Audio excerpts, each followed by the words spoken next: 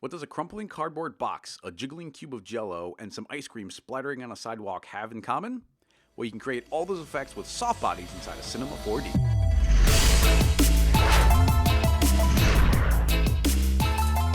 Hi there, everybody. This is Chris Schmidt from Greyscalegorilla.com, where we make tools, training, and tutorials to make you a better motion designer. Now, in this video, we are going to be tackling Softbodies. Specifically, I want to really get you to understand what the different settings do. Some of them have kind of weird names and they're kind of all over the place, but if you can get to the point where you understand what the settings do, then you don't have to guess and check and keep tweaking everything all over the place to get really nice effects out of your Softbodies. So I want to make it kind of like you have a recipe. You can add a little bit of flexion, maybe a little bit of structural, get rid of some damping, and then you've got your jello. Now, if you enjoy these videos, you might enjoy Ask GSG. I really enjoy getting into the nitty-gritty, the tiny little details of what makes all the different things happen and work in Cinema 4D. And I take that knowledge, and in Ask GSG, people in the audience, you guys come and ask questions and show me inspiration and different things that have inspired you and that you want to try and make. And we try and create it live. Now, we do this every Wednesday at 1 p.m. or 7 p.m. GMT. And it's all just participation of the group. There's a really great community there. We all hang out and just talk about Cinema 4D and try and figure things out and help each other. So be sure to make it through to the end of the video, where I have a bunch of examples I put together of different soft body effects, different kind of materials. And the goal here is for you to see that material and try and recreate it using the knowledge you gained from this video. So the goal here would be that you can recreate the effect without seeing the settings that I used, although I do show you those settings so you can compare them directly if you want to, or if you were really stumped and you want to see what I changed to make that happen. And if you create any cool effects or make different types of materials, render out any videos, be sure to link them in the comments. We love seeing those comments. We try and reply to as many of them as possible. So that should wrap this up. I'll see you inside the video. Okay, so here we are in Cinema 4D R18, although I think these techniques would pretty much go back to R12 when Softbodies were introduced. So I got a little scene prepped here. We just got a couple lights, a floor with a color on it, and a couple materials prepped. So why don't we dive right on in? So I'm going to create a cube, and we want to kind of keep this as straightforward as possible. So we're going to leave the cube at the default size, and I'm just going to increase its segments to 10 by 10 by 10. Nice and simple. And if we wanted to see that, you can go up to your viewport and say, we can change to align mode here. You can see how they're subdivided, and we can go back to our display mode. Now, the important thing is, separate note, but it's important to learn your shortcuts. So you can see the shortcuts right here of NB and NA. So if I hit NA, it's going to jump to our shaded mode. If I hit NB, it's our line mode. But I want to go back to NA. Okay, cool. So I got that. And let's go ahead and apply our Softbodies. So there's actually two different ways of doing this. There's the nice quick way, which would be right-click, and we can say Simulation Softbody, and that'll apply right away. But I just want to show you that almost all the dynamic settings all live in the same tag. So I'm going to click on Rigid Body, and this is going to be kind of a normal. I'm going to copy that tag onto the floor. So this is just going to be regular dynamics. Hit play, boom, it's going to fall, hit the floor, done. But you can instantly turn that into Softbody dynamics by clicking on the tag on our cube, and we can go to the Softbody tab right here up in the top, and we can change it from Softbody off to Softbody made of polygons and lines. And now it is a Softbody. That's the only thing that changes when you right-click and add a Softbody tag. That's the only setting. So you can see right away if I hit play, it's going to fall and squish on the ground a little bit. So the goal here, of course, is going to be playing around with these settings and kind of only these settings. And really, there's four main settings we want to talk about, although we'll talk about all of them a little bit. And it's so that we can kind of art direct and control and get the feeling from our Softbodies that we want in kind of an intelligent way. If you're anything like the way I used to be, if I want to create some particular thing, let's say we're trying to make jello, I would just kind of tinker around with different settings until I got it. But if we spend a little time and learn what these settings do, then we can treat them more like ingredients. Like, oh, I need a little more structural, and that's going to do this. And I need maybe a little stiffness on there, and it's going to do that. So let's jump right on in. So first thing I'm going to do is grab just this yellow material and apply it. And I'm going to grab another texture that I've prepared, another material, and I'm going to go ahead and drop that on there. And you're going to see this nice little kind of steel beam thing. Now, I'm going to set that up to tile 10 by 10 times. So now you can see we've actually got 10 of them. And the point of this is I want to explain the first setting we're going to talk about, and that's going to be structural. And what structural does is it makes it so that each polygon, each of these, this is outlining exactly a polygon, each polygon wants to maintain this distance. It wants this point to not be able to stretch or compress. And that goes for every single one of these. So it's kind of like your basic building outline, like the basic structure of a building is a way of thinking about that. So these steel beams don't want to bend or get closer.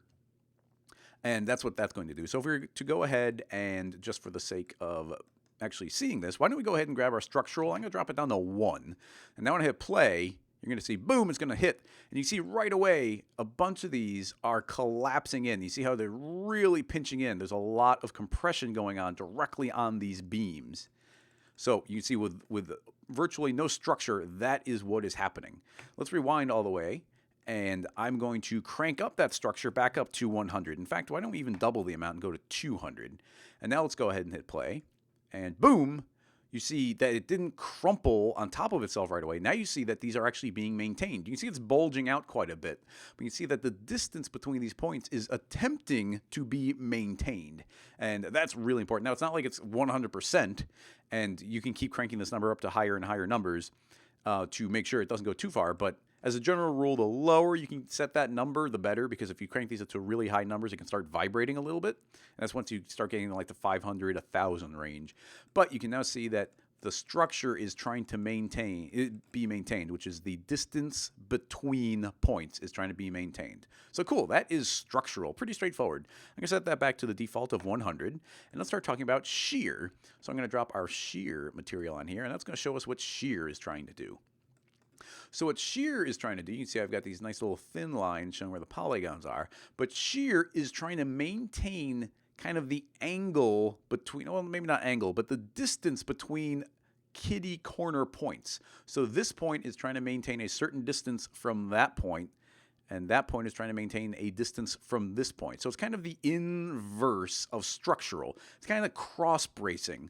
So it doesn't want to bend along those lines. So why don't we go ahead and check that out? I'm going to actually, so we see this one a little bit better, I'm going to rotate this to an angle. Thank you. Pause Dropbox. So rotate that to a little bit of an angle so we can actually see it happen. And let's start out by grabbing our shear, which is default 50. I'm going to drop that down to 1. And let's see what happens if we drop that. So I'm going to drop that down. Let's go down so we can actually see it. And boom, we're getting, boom, a whole lot of compression here, a whole lot of shearing. And you see, very similar to the structure, that the distance from this point to that point is getting compressed. And you can even see this point to that point, it's even kind of bending up and then down because this is a quad. It is a 4-point polygon, so it can actually compress in those odd directions as well. So lots of compression on those angles, and it can really shear. It can really kind of bend these cross beams.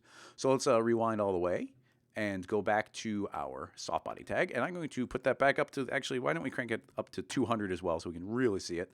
Hit play, and then let that strike. It'll even frame by frame. And you can see that these cross beams are really trying to maintain their integrity. It doesn't want to change the distance from that point to that point or that point to that point.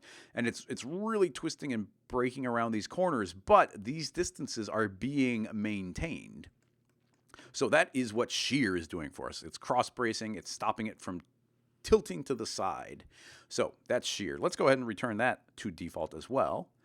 And I'm going to rewind all the way. And why don't we unrotate this? So I'm going to hit the shortcut of Shift-C, which will be our command bar. I'm going to type in PSR, and you see it automatically pops open, reset PSR, and click on that. And it's going to reset me to 000 on every coordinate. So now that we've done that, why don't we talk about our final one? So I'm going to grab our Flexion and drag that tag on here. And now we can see our Flexion. So what is Flexion doing? Well, what Flexion is trying to do is prevent points from rotating relative to their neighbors. So the best way of thinking about this is on a corner. Right now you can see that we have a point here, and a point here, and a point here. So we've kind of got this 90-degree turn. And Flexion is trying to maintain that angle. So you see, and you can grab any 3 points kind of that are connected in the line. So you can say this point, this point, this point. It's trying to, that's kind of a 0-degree rotation, and it's trying to maintain that. And here you get 90-degree. It's trying to maintain that. And so for every single corner, like that to that 90-degree, it wants to maintain that. So let's see what that looks like. So if I were to grab our Flexion and drop that down to 1, let's go ahead and hit play. And you see it's just completely falling in on itself. Now, you'll see, even with the structure and shear being at their defaults, that the distance between the points is being maintained pretty well. And the distance on the shear, the cross beams, is being maintained pretty well. But it's really kind of caving in on itself. And a good setting, a good way of thinking of flexion is kind of like the crumple parameter. It's kind of like the inverse crumple parameter, because the smaller it is, the more crumpling that will happen. And if we were to crank this back up again, so let's go back up to 200 and rewind and hit play. Boom, it's going to hit and maintain the structure overall, so it's trying not to bend. Now, you will still see this top. It's going to cave in that little bit where you see it's sagging, but that's because, that point to that point is being maintained, that's being maintained really well. That's being maintained really well. But once you kind of add a bunch of these together in a line, it will start sagging a little bit. So that goes, this goes a really long way to maintaining that. And it's really hard to tell what these settings do unless you really play with cranking them up really high and then lowering them really low to kind of tinker around and just see what they do. Now, let's reset that back to default. Another cool trick is you can right-click on any parameter and say reset to default, which is 50. And let's talk about some other settings. Now, another really important setting, I'm kind of treating as one, because it's the same setting on all three of these. In fact, it's also here and here, is damping. There's a setting called damping. I don't know why it's not called dampening, and I always want to call it that. So if I say dampening, I mean damping. And what this does is it's sucking energy out from that part of the simulation. So right now, if we were to hit play, it's sucking 20% out, I think, every refresh. Every refresh, 20% of the structural bounciness is going away. And 20% of the shear and the flexion and the stiffness, everything. It's sucking away a bunch of energy, but not super fast. So let's see what this looks like kind of in practice. And we'll do them kind of together. So you see that's a default, just kind of falls and flops down nice and soft, sags a little bit. Now if we grab our damping and drop them down to 1, 1, 1 and hit play, look at that. Instantly, we're getting a jello vibe. Now, keep in mind that structural, shear, and flexion are all set to their defaults, but our damping has been changed. And what's happening is very little energy is being sucked out per refresh, per frame. So we're getting all this wiggle and bounciness all over the place. And in fact, why don't we give ourselves a few extra frames here so we can see it follow through. So we really get a good vibe for these wiggling around. Now, it will eventually stop even if we set these to 0. I don't think there's a big difference between 0 and 1, honestly. It might wiggle a little bit extra. But we're really getting, it's not sucking the energy out from the scene. So why don't we go ahead and crank these up to really high. Let's go 99, 99, 99, and hit play. And boop, it just kind of stops. And you see it's going to sag down a little bit. But there's no kind of bounciness to it whatsoever. So damping can be thought of like kind of a bounciness parameter, or how much it should wiggle around, or really it's how much energy is draining out from that part of the simulation. So in essence, I do feel like those are the 4 most important parameters inside of Softbody. But just so we can tinker around a little bit extra, why don't we talk about some of these other ones? Now, I'm not going to get too much into the elastic limits here, but the elastic limits allow you to break these springs, because I think behind the scenes, code-wise, these are called springs. But right now, when it's trying to maintain this 90-degree angle, you can lower the elastic limit, and then if it goes beyond that, it'll snap that spring and then go to a new permanent position. So it's kind of a way of denting an object, which is really cool, and you should check out the Van Smash tutorial on Greyscalegorilla for a bunch of information on that one. And then, okay, so that's elastic limit. And then we have rest length, and rest length is a really cool parameter where it scales our object. So if I were to say that the rest length should be 50%, it's actually going to take our object and scale it on every angle, every direction. It's going to shrink it to half its size. Now, right now, it's actually trying to maintain the volume, so it's actually puffing out a little bit. If we were to set our volume conservation, I think, to 0, maybe that'll still be maintained. But it's trying to shrink the object down. Now, if we were to increase... Oh, we also have really high damping. Let me put those back to default as we talk about these. Reset to default. And if we were to set up to 200%, you're going to see our object is going to explode up to double its size. So it's a way of scaling the object through dynamics. And there's a lot of really fun things you can do with that. It's not super applicable to what we're talking about right now, but it's very important to know that's there. I've used it often. Next up is probably the next most important setting, and it's stiffness. But stiffness is a very particular setting. It doesn't behave anything like the springs. Oh, I didn't even realize it says springs right there. It doesn't behave anything like springs. the structural shear or flexion. What it's trying to do is, imagine if this was a like rigid body. If I turn off our soft body and just drop that object like that. Okay, so it's just one object. It just kind of cares about where the points are colliding. Now, imagine that simulation is happening, but it's actually happening during soft body. And what's happening is when we turn our shape conservation up, I'm going to put it up to 10, it is constantly trying to get these points to move to where they would be if it was a rigid body, or that's pretty much the way I think of it. So by putting in a bunch of shape conservation stiffness in there, it is constantly trying to maintain its original shape. It doesn't care about how much this end has been bent. It's just always trying to return back to that original shape. Now, along those lines, we also have our volume on it, which is actually pretty important. It's trying to maintain the overall volume of this shape. And we have the damping, which is sucking the energy out from that. And of course, we have our elastic limit. So if we set that to a low number, it could actually kind of break it and permanently dent it. But stiffness is great for trying to maintain an overall shape. But you also kind of want to use it on, depending on what you're doing, maybe a light touch, because it can immediately override everything else.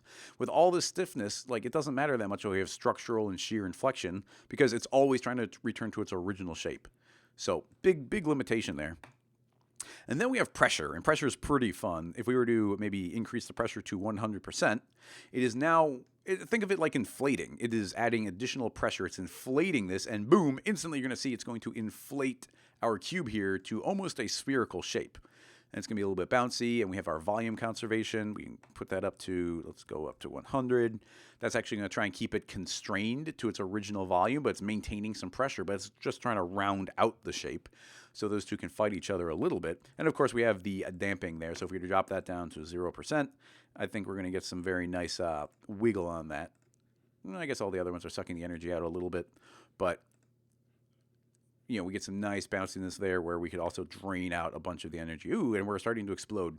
And actually, let's see if it's immediate explosion. No, it's not. It's just because I changed it mid-frame. But actually, that's kind of an important thing to mention. Why don't I try and break this intentionally? Boom, okay. Now, I just broke it. I changed a parameter. This can happen in a lot of different ways. If you crank a setting up too high or maybe too low, or something hits it too quickly, or two soft bodies hit each other, it's entirely possible you're going to start getting a crazy thing where you see parts of it almost like inflating or shooting off into space, and that is very dangerous. That is a dangerous thing when you are playing with soft bodies, because the farther they explode outward, the more calculation time that cinema is trying to do to recover from it, and it can kind of quickly freeze up the machine because it's trying to calculate it, and you can almost never escape it. So as soon as you start seeing any kind of exploding, the points are shooting off in the space, it's a very good idea to immediately pause it, to reset it, or maybe hit the render button. If you were to hit render, then it'll immediately do its best to stop the play bar and then render it, or you can hit the rewind all the way button. There's a bunch of different ways you can potentially stop that. And this might actually not be too bad. It might recover, but you can see it's thrashing around. That's pretty dangerous. And you see it's getting bigger and bigger, and the bigger it gets, the more slowly it's going to get. And now it's exploding, and I just stopped it, but it starts getting really dangerous when it explodes out too far. And there's a bunch of ways that can happen. Important to pause that as soon as possible. And I also say it almost never recovers. Once it starts exploding, it's going to explode. Now, having said that, two useful things I like doing is jumping to our render settings. Actually, not even the render settings, just jumping into a render, and then instead of outputting a full render, just doing something like, okay, render out my hardware, and then you can render it to the picture viewer, and it won't freeze up if it explodes in the picture viewer. Like right now, I can go ahead and just hit render to picture viewer. It's not saving, and it should, I didn't tell it all the frames. Let's say all frames. We're not saving. It's just doing a hardware render, so it should go super fast. And I play here, and then boom, we're going to get nice, super duper fast render. Not even much is happening. But if it did start exploding, it won't crash the computer. And it's not even crashing. It's just trying to calculate crazy, dynamics, but effectively freezing up your machine. That's a good way around it. And another thing to mention, now this isn't repeatedly breaking, but there's a setting that if you start getting some things exploding, you can crank up to kind of hopefully fix it a little bit. And the way to get to that, I don't even know the manual way of getting there. I don't even know the shortcut way. I think preferences. Nope. Edit project settings, but the shortcut is Command or Control D. And it's going to pop open your project settings, and you click Dynamics, Expert, And there's a setting here called steps per frame, and that's the most important one. And I don't want to get into the technical stuff here too much, but right now, in between frame 0 and 1, the dynamics is calculating 5 times. So it's almost like it's jumping part of the way through the frame and doing a subcalculation, another part of the way through the frame doing another subcalculation. So you can actually change this setting. If I were to jump it up to like 15, it's now doing 15 calculations per frame. And it will take 3 times as long to do the calculations, but it's more likely to not break and to catch quick dynamics. It's kind of the go-to fix-it setting if something's not going well. I'm going to set that back to 5 because we're not actually having any problems. But let's go ahead and jump back into the Softbody tag. And actually, I think we have done a pretty good job here of talking about all of the settings. Now, this was just kind of an overall, vibe of what these should feel like. Just to, like I said, I want you to be able to play with the ingredients a little bit. Like, oh, I need a little more structure, or you know what, I want some more bounciness in there. And you know what settings to change to make that happen instead of just kind of tinkering around until it kind of works. So along those lines, I did a little challenge here for you guys. So I've got a whole bunch of settings. I've got a whole bunch of files here, actually. And what I just did is I set up different Softbody settings. And if you want to try and learn this, I'm going to hit play here, and you can see the way this feels. And then based on the way it looks like it's crumpling, try and, I guess not crumple. This one's going to crumple. But based on the vibe of the way these are moving and squishing and bouncing, try and recreate that effect. Now, I'm going to go ahead and click on the dynamic tag so you can see the settings directly, but try not to look at the settings that I did until you've tried your own. Try and simulate that. And I think I've got 7 or 8 of these to show you. So we're just going to play through them, and I want you to try and recreate them. So we're going to start with this little cardboard vibe. So I'm going to go ahead and hit play, and little crumple there. Maintains the shape pretty well, starts falling over, but we got some crumple going on. One more time. Boom, little crumpling box. So go ahead and try and make that one, and even pause the video and then try and recreate that effect. So now let's go ahead and click on the dynamics tag, and you see exactly the settings that I changed. Also keep in mind, I only changed settings in Softbody. Everything else is default. And if you want the distance to be the same, my floor is exactly 300 down. So it's a drop of 300 units. Default cube, 10 by 10 segments. You should be able to recreate it identically. So one more time, hit play, crumple. All right, let's jump on to the next one. We've got ice cream. I'm going to go ahead and hit play. Blurp. And then slowly melting. Blurp. So, tinker around, think about the settings we've just talked about, and what would you change to make this effect? So let's go ahead and take a look at those. There they are. Take a look. And of course, pause the video so you can see the exact numbers and all that. We're not going to stick on here super long. So, play through one more time with the settings up. Blurp. We've got our little melty ice cream going. All right, cool. Let's go to the next one. Next up, we've got Jello. Hit play. Boing. You should be able to do this one. We kind of talked about this one directly. So we've even got a little bounce. This is pretty fun where you actually see it lift off the ground for a second there. So nice little bouncy Jello vibe. So let's go ahead and click on those Softbody settings. Take a look at them. Very straightforward. See, these numbers are just dropped and everything else is pretty much default. All right, so that's Jello. Now let's look at some whipped cream. Blurp. So that was great. That one's super gooey. I actually made this shape, and I was like, what material would drop like that? I couldn't even think of it, so I ended up going with whipped cream. Maybe it's more like pancake batter or something, but it's got this really great melty vibe. And it's actually doing a pretty good job of maintaining the volume. You see, it gets really flat as it spreads outward. So let's go ahead and click on that and see the settings. There we go. A bunch of them changed on this one, so you might want to check those out carefully. Pause the video if you want to. One more time. Blurp. All right. Next up, we've got, what do we got? We got 2 more after this one. So we've got some metal. And like I said, the only thing I changed was Softbody settings. So this is still Softbody. Bonk. So this is now behaving almost exactly like a rigid body would. And there's actually really good reasons to do it this way. First of all, you could with this technique, you could transition from a soft body to a rigid body vibe. But the effectors, and I'm not going to go into that in this one, but under the simulate particle menu, we've got all these effectors. And normally on a rigid body, those only affect the axis. But if it's a soft body, they affect it point by point, which can be very important. So knowing how to kind of make this a stiff shape is important. So there we go. Let's take a look at the settings. Changed a bunch of numbers here, but they're all very clean, round numbers. You can see I zeroed out a lot of things. So pretty straightforward on that one. So definitely try and make these before you see them, but there we go. Let's go ahead and jump to the next one. Ooh, we've got some butter. Let's see what this one does. And then this slowly melting away. I really like that one. It's got a really good butter vibe. So just slowly spreading as it's in the toaster, making some delicious toast. So I really dig that one. So think about the settings in here. How much is it shearing? How much is the flexion bending? How much is a structure being maintained? Is it maintaining its overall shape like the stiffness would? And yeah, you can totally see the bend. And keep in mind, you can always pop open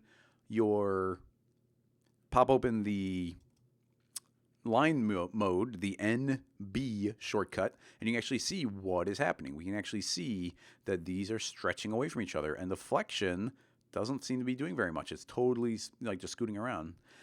So let's take a look at those settings. Boom. So bunch of wild numbers here, but yeah, hopefully you were able to get that somewhat close. Nice fun one there. Melting butter. All right, last one. We've got a balloon. So we've got our cube. Once again, default cube, only changing soft body settings. Bloop. We get almost a perfect sphere. Boing. Nice little soft bounce on the ground. Let's go ahead and take a look at those polygons. Boing, boing.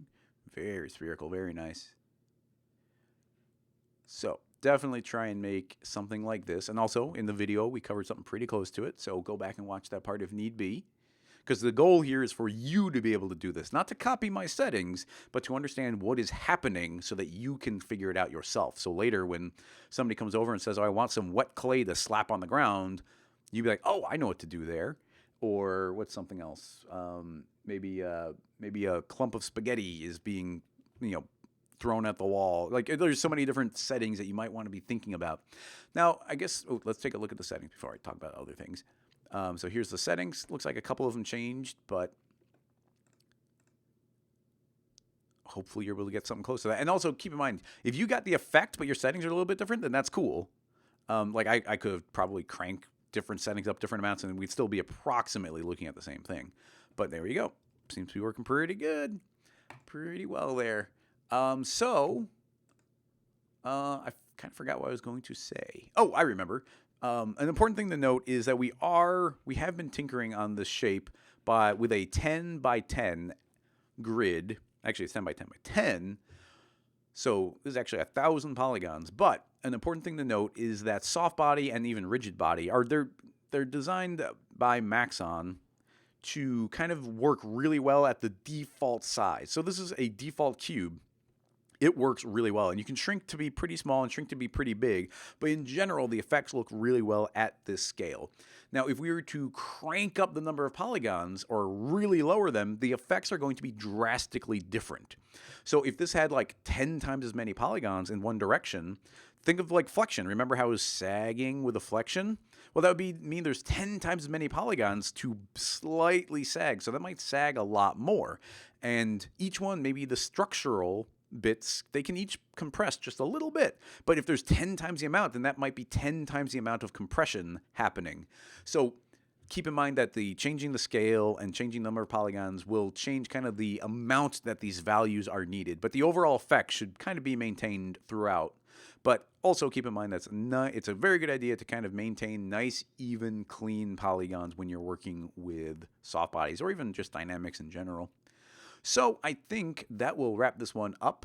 So, hopefully you just learned a whole bunch about soft bodies that you didn't know. If you made any cool materials or examples and you rendered them out, go ahead and put them in the comments. I would love to see them. We also like trying to respond to as many comments as possible, and your feedback is really valuable. If you enjoy the kind of stuff that we're doing, please subscribe and like the video. It really helps us out. Now, like I mentioned earlier, I also run a live show every Wednesday at 1 p.m. or 7 p.m. GMT. Called Ask GSG, where the audience all shows up, people from Twitter and people from Facebook. Everybody just kind of hangs out. We talk about the things that inspire us, and we try and recreate the effects, mostly in Cinema 4D, but some After Effects, some Photoshop. And we just try and create things together and solve problems and just, figure all this out. So thanks for watching this video, and I'll see you guys in the next tutorial. Bye-bye, everybody. So be sure to come check that out. Now, at the end of this video... Now be sure to stay tuned for the end of this video. Where I created some different scene files. Now be